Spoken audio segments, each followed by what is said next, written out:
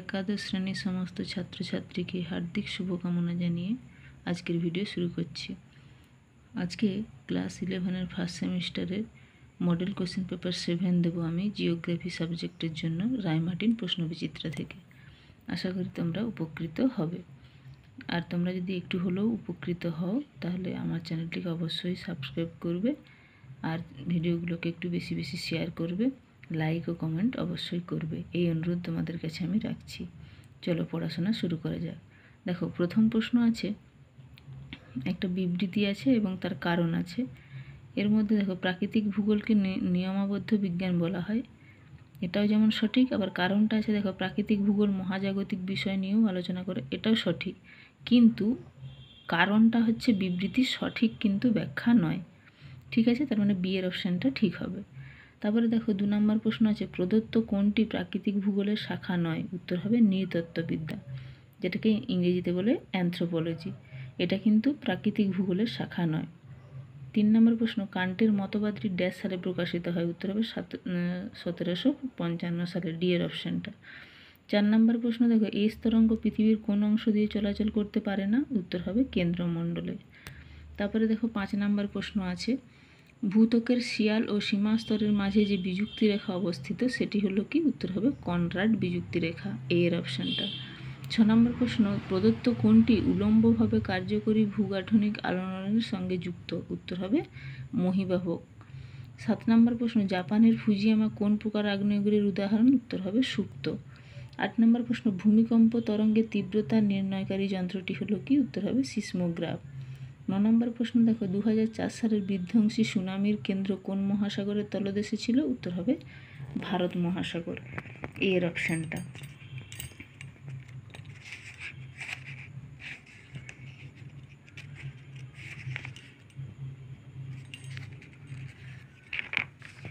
তারপরে 10 নম্বর প্রশ্ন দেখো, স্তম্ভ মেলানো আছে, এদিকের মধ্যে সি এর অপশানটা কিন্তু ঠিক হবে। এগুলো তোমরা স্ক্রিনশট নিয়ে নিতে পারো অথবা পজ করে করে খাতায় তুলে নিতে পারো, যার যেরকম সুবিধা।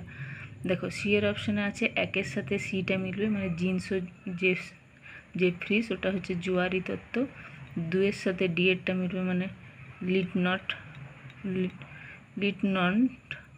ও হোয়েল, এটা হবে দ্বি নক্ষত্র মতবাদ। আর 3 নম্বরের ল্যাপ্লাস, এটা হচ্ছে বি এর সাথে মিলবে, মানে নিহারিকা মতবাদ। আর 4-এরটা কান্টের সাথে গ্যাসীয় তত্ত্ব, মানে 4-এর সাথে এ এরটা মিলবে, সি এর অপশানটা ঠিক হবে। 11 নম্বরে দেখো, সঠিক ভেনচিত্র নির্ণয় করে বহির্জাত প্রক্রিয়া আরোহণ আর অবরোহণ প্রক্রিয়ার মধ্যে সম্পর্ক নিরূপণ করতে বলেছে। তার মধ্যে যে চিত্রটা আছে সেটা হবে এ এর অপশানটা। 12 নম্বর প্রশ্ন, বায়ুমণ্ডলের সবথেকে হালকা গ্যাস হলো? উত্তর হবে হাইড্রোজেন, এর অপশানটা। 13 নম্বর প্রশ্ন, বৈপরীত্য উত্তাপ লক্ষ্য করা যায় বায়ুমণ্ডলের? অপশান ডি হবে স্ট্র্যাটোস্ফিয়ারে। 14 নম্বর প্রশ্ন, নিচের কোনটি সঠিক? 4টা অপশান আছে, তার মধ্যে বি এরটা সঠিক, ওজোন স্তর বিনাশের হার সর্বাধিক হয় বসন্তকালে। 15 নম্বর দেখো, এরোসেল হলো কি? উত্তর হবে ধূলিকণা। 16 নম্বর প্রশ্ন, মানুষের তৈরি পরিবেশকে বলা হয় কি? উত্তর হবে টেকনোস্ফিয়ার, অপশান ডি। 17 নম্বর প্রশ্ন, ভৌগোলিক দেশের উপর কালের পটভূমিতে ঘটে যাওয়া বিভিন্ন ঘটনাবলী মানবীয় ভূগোলের যে শাখায় আলোচিত হয় তা হলো ঐতিহাসিক ভূগোল, এর অপশানটা।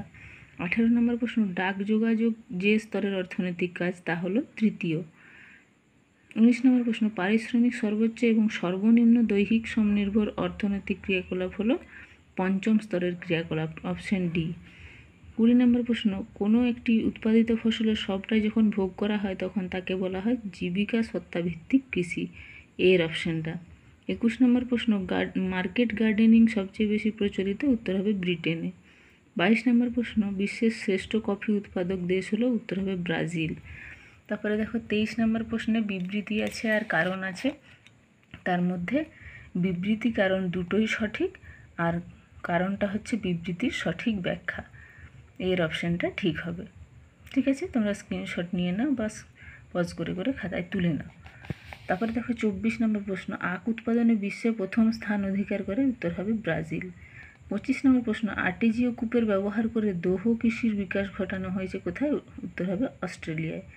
26 নম্বর প্রশ্ন, প্রদত্ত কোনটি অতিরিক্ত খনিজ উত্তোলনের সমস্যা নয়? উত্তর হবে উন্নত পরিবহন। 27 নম্বর প্রশ্ন, যে ধরনের কৃষিকাজে মানুষ ও প্রাণীর জন্য খাদ্য উৎপাদন করা হয় তাকে বলা হয় মিশ্র কৃষি। তারপরে 28 নম্বর দেখো, কোন জোড়াটি সঠিক, তার মানে বাকি তিনটে ভুল আছে, একমাত্র বিয়েরটা দেখো সঠিক, মায়ানমার ইরাবতী নদী।